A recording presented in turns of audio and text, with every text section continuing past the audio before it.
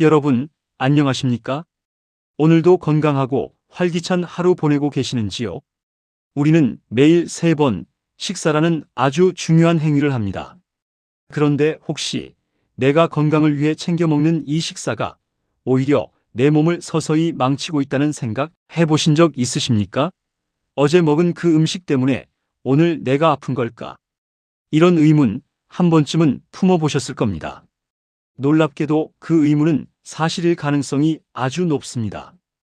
우리가 무심코 함께 먹었던 음식들이 몸속에서 치명적인 독으로 변해 우리를 병들게 하고 있었던 것입니다. 오늘 이 시간은 맛의 조화를 넘어 내 몸을 살리는 궁합과 반대로 내 몸을 망치는 치명적인 음식 조합에 대해 아주 상세히 파악해보는 시간을 가져보겠습니다. 이 영상을 끝까지 시청하신다면 여러분의 식탁 풍경이 완전히 바뀌고 건강 수명이 10년은 늘어날 것이라 확신합니다. 식사를 할 때 우리는 자연스럽게 여러 가지 음식을 같이 먹게 됩니다. 수많은 음식들 사이에는 서로의 부족한 점을 채워주고 이로움을 더해주는 이른바 궁합이 잘 맞는 음식이 존재합니다. 이런 음식 조합은 두 음식의 맛이 환상적인 조화를 이룰 뿐만 아니라 각각의 식품에 들어있는 독특한 영양 성분이 만나 체내 흡수율을 획기적으로 높이거나 새로운 유익 성분을 만들어내는 등 놀라운 동반 상승 효과를 내기 때문입니다. 예를 들어 사과와 초콜릿은 아주 훌륭한 궁합을 자랑하는 음식 조합입니다. 우리에게는 다소 낯설 수 있지만 미국에서는 사과에 막대기를 끼워 달콤한 초콜릿을 코팅한 스낵을 아주 즐겨 먹습니다. 이는 단순히 맛 때문만이 아닙니다. 초콜릿에 풍부하게 들어있는 플라보노이드라는 성분과 사과에 함유된 케르세틴이라는 성분이 만나면 몸속에서 강력한 시너지 효과를 일으킵니다. 이 두 성분이 결합하여 체내에 유해한 활성산소를 제거하는 항산화 물질로서 아주 강력하게 작용하게 되며 이는 결과적으로 혈관 건강을 지키고 노화를 예방하는 등 우리 건강에 매우 유익한 음식이 됩니다. 이처럼 서로의 장점을 극대화하는 음식 조합을 찾는 것이 건강한 식생활의 기본입니다. 하지만 안타깝게도 우리가 항상 같이 먹으면서도 알고 보면 서로 전혀 궁합이 맞지 않는 오히려 건강을 해치는 음식들도 우리 주변에는 너무나 많습니다. 맛만 생각하면 서로 너무나 잘 어울리는 식품 같지만 우리의 건강을 놓고 꼼꼼히 따져보면 오히려 몸에 이롭기는커녕 해악을 끼치는 것이지요. 지금부터는 우리가 일상에서 가장 흔하게 범하는 하지만 반드시 피해야 할 치명적인 음식 조합들에 대해 미국 건강의료 매체 헬스라인 HEALTHLINE 등에 신뢰할 수 있는 자료를 토대로 아주 자세히 알아보겠습니다. 그 첫 번째는 바로 토마토와 설탕의 조합입니다. 토마토는 강력한 항산화 성분인 라이코펜을 비롯해 각종 비타민과 무기질이 풍부한 그야말로 의사가 필요 없는 과채류입니다. 하지만 토마토 자체는 단맛이 적어 많은 분들이 설탕을 듬뿍 찍어 드시거나 뿌려 드시곤 합니다. 특히 어린 시절 부모님이 토마토에 설탕을 뿌려주던 달콤한 기억을 가진 분들이 많으실 겁니다. 하지만 이것은 토마토의 영양을 통째로 버리는 것과 같습니다.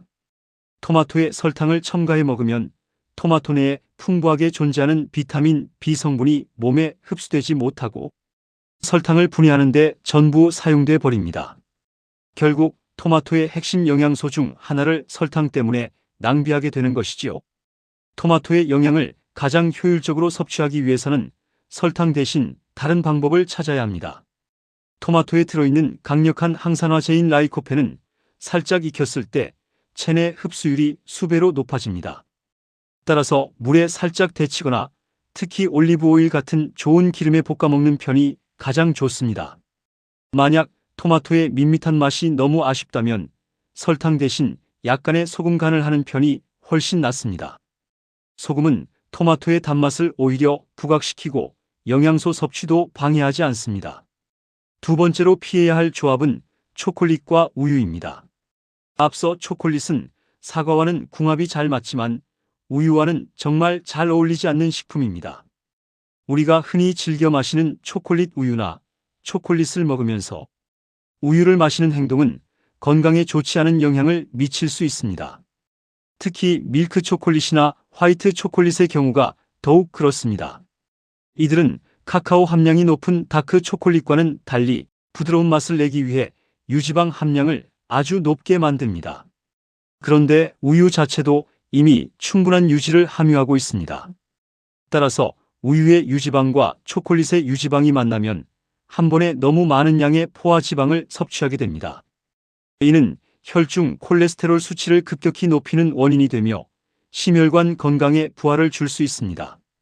만약 우유의 맛을 첨가해 마시고 싶다면 초콜릿 대신 싱싱한 딸기를 갈아 넣고 약간의 꿀을 첨가해 마시는 것이 맛과 건강을 모두 챙기는 훌륭한 방법이 됩니다. 세 번째는 빵과 주스의 조합입니다. 많은 분들이 아침 식사 대용으로 빵과 오렌지 주스를 드십니다. 빵은 수분 함량이 적어 음료 없이 먹기에는 다소 퍽퍽하고 목이 맵니다. 또한 밥 대신 빵으로 식사를 대신할 때는 영양분이 부족하다는 걱정 때문에 일부러 과일을 갈아 만든 주스를 곁들이게 되지요. 하지만 이 조합은 소화기관에 엄청난 부담을 주는 최악의 조합 중 하나입니다. 우리가 빵을 먹으면 빵의 주성분인 전분은 침 속에 있는 녹말분해 효소인 프티알린과 만나 입안에서부터 소화 과정이 시작됩니다. 그런데 대부분의 과일 주스는 강력한 산성 성분을 띠고 있습니다. 이 산성 성분이 입안으로 들어오면 전분을 분해해야 할 프티알린 효소를 파괴해 버립니다. 결국 빵은 제대로 분해되지 못한 채 위장으로 넘어가게 되고 소화 과정이 급격히 느려지며 심각한 소화 불량을 유발할 수 있습니다. 빵을 드실 때는 주스 대신 따뜻한 물이나 효소 작용을 방해하지 않는 음료를 곁들이는 것이 소화 건강에 좋습니다.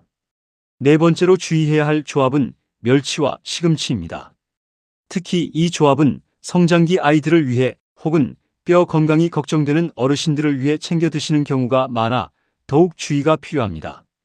뼈의 강도와 밀도를 높이고 성장하는 데 가장 필요한 영양소 중 하나는 바로 칼슘입니다.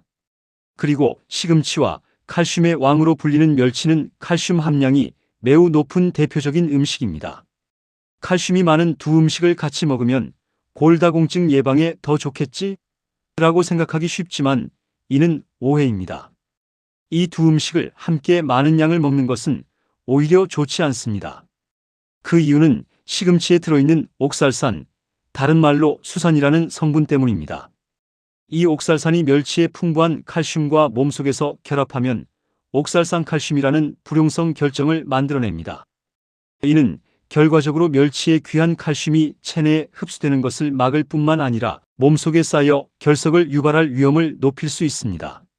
전문가들은 특히 시금치를 데치지 않고 생으로 많이 먹거나 칼슘이 많은 식품과 함께 먹는 경우가 잦으면 각별한 주의가 필요하다고 조언합니다. 다만 적당량은 큰 문제가 되지 않는다고 하니 너무 공포감을 가질 필요는 없습니다. 시금치를 요리할 때 끓는 물에 살짝 데쳐 먹으면 옥살산 함량이 크게 줄어들어 부작용 가능성을 낮출 수 있습니다. 그리고 무엇보다 시금치와 칼슘이 많은 멸치, 두부, 유제품 등의 식품은 동시에 섭취하는 것을 피하고 최소 2시간 이상의 간격을 두고 섭취하는 방식이 가장 현명합니다. 지금까지 말씀드린 내용 외에도 많은 분들이 궁금해하시는 음식 궁합 관련 질문들을 정리해 보았습니다. 첫 번째로 우유와 생선은 같이 먹으면 안 되는지에 대한 의문입니다. 전통적으로 우유와 생선은 함께 먹지 말라는 이야기가 전해져 내려옵니다. 이는 우유에 포함된 단백질과 생선의 단백질이 서로 결합되어 소화가 어려워질 수 있다는 논리 때문인데 사실 이에 대한 명확한 과학적 근거는 다소 부족한 편입니다. 하지만 사람의 체질에 따라 일부 사람들은 이 두 음식을 함께 먹었을 때 소화 불량이나 피부 문제, 예를 들어 여드름 등이 생긴다고 보고하는 경우도 있으니 본인의 체질을 고려하여 섭취하는 것이 좋습니다. 두 번째로 과일과 채소를 함께 먹는 것이 좋지 않은지에 대한 질문입니다. 과일과 채소를 한데 섞어 샐러드나 주스로 드시는 분들이 많습니다. 이 두 가지를 함께 먹는 것이 건강에 나쁘다고 생각할 수도 있지만 일반적으로 이 둘을 함께 먹는 것이 해롭지는 않습니다. 다만 과일의 많은 당분과 채소의 많은 섬유질이 함께 소화되면서 소화 시간이 서로 달라질 수 있습니다. 이로 인해 일부 장이 예민한 사람들에게는 복통이나 가스가 차는 느낌을 줄 수 있으므로 본인의 장 상태에 맞게 조절하여 드시는 것을 권장합니다. 세 번째로 고기와 감자, 밥을 함께 먹으면 소화에 부담이 되는지에 대한 걱정입니다. 우리는 흔히 고기를 먹을 때 밥을 같이 먹거나 감자 같은 탄수화물을 곁들입니다. 고기와 탄수화물을 함께 먹는 것은 보통 건강한 사람에게는 소화에 큰 문제가 되지 않습니다. 그러나 고기와 탄수화물을 한 끼 식사에 과도하게 많이 섭취하면 전체적인 칼로리 과잉이 되기 쉽고 그로 인해 체중 증가나 소화 불량을 유발할 수 있습니다. 소화기관의 부담을 줄이고 건강을 유지하기 위해서는 탄수화물과 단백질의 비율을 균형 있게 맞추고 적당한 양을 섭취하는 것이 무엇보다 중요합니다. 오늘 우리는 무심코 지나쳤던 식탁 위의 무서운 진실, 바로 음식 궁합에 대해 알아보았습니다. 내가 건강을 위해 선택했던 음식이 오히려 내 몸을 병들게 하고 있었다는 사실이 조금은 충격적이셨을지도 모르겠습니다. 하지만 이제부터라도 알게 되었으니 괜찮습니다. 오늘 배운 내용을 바탕으로 식단을 조금씩만 개선해 나간다면 여러분은 질병의 공포에서 벗어나 훨씬 더 건강하고 활기찬 노년을 보내실 수 있습니다. 작은 습관 하나가 모여 건강한 삶을 만듭니다.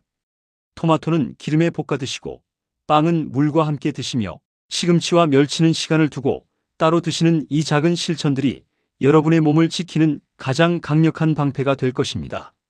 앞으로도 여러분의 건강한 삶을 위해 유익하고 정확한 건강 정보를 가지고 찾아오겠습니다. 오늘 영상이 도움이 되셨다면 화면 아래에 있는 행복천사 채널 구독과 좋아요를 꼭 눌러주시고 사랑하는 가족과 주변 지인들에게도 이 영상을 공유하여 함께 건강해질 수 있도록 도와주시기 바랍니다. 여러분의 작은 관심이 행복천사 채널이 더 좋은 영상을 만드는 데 큰 힘이 됩니다. 끝까지 시청해 주셔서 감사합니다.